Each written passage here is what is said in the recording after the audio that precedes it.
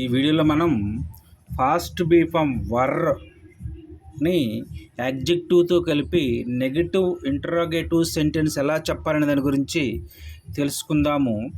గతంలోని వ్యక్తుల, వస్తువుల, ఆలోచనల పరిస్థితిని గురించి ప్రశ్నలు అడగడానికి ఈ విధమైన సెంటెన్సెస్ని ఉపయోగిస్తూ ఉంటాము. ఫార్ములా ఎలా ఉంటుందంటే past be form were plus not plus subject plus యాడ్జెక్టివ్గా దీని ఫార్ములా ఉంటుంది.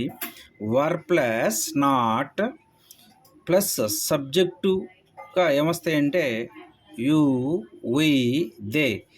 ఇక్కడ వర్ అనే పాస్ట్ బీఫామ్ వచ్చినప్పుడు మాత్రమే ఇక్కడ ఇవి సబ్జెక్ట్స్గా వస్తాయి. ప్లస్ యాడ్జెక్టివ్ అంటే విశేషణం తెలుగులో. ఈ యాడ్జెక్టివ్కి కొన్ని ఎగ్జాంపుల్స్ ఏంటంటే ఇన్నోసెంట్ అమాయకమైన, టాలెంటెడ్ సమర్థమైన, మిస్టీరియస్ అర్థం కాని అని కొన్ని ఎగ్జాంపుల్స్గా చెప్పుకోవచ్చు.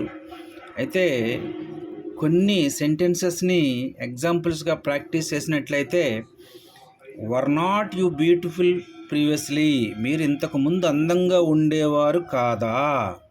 వర్ not we powerful 3 years ago, 3 సంవత్సరాల క్రితం మేము శక్తివంతంగా ఉండేవాళ్ళం కాదా.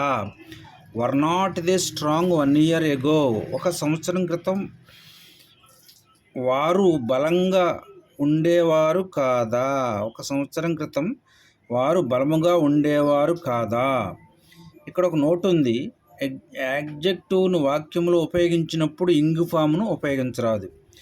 కీవర్డ్స్గా వేటిని ఉపయోగించాలంటే yesterday, 2 years ago, 4 years ago, last week, last year, last month, previously ఇలాంటివి కీవర్డ్స్గా ఉపయోగించి ఈ సెంటెన్సెస్ చెప్పవలసి ఉంటుంది. Thank you for watching this video.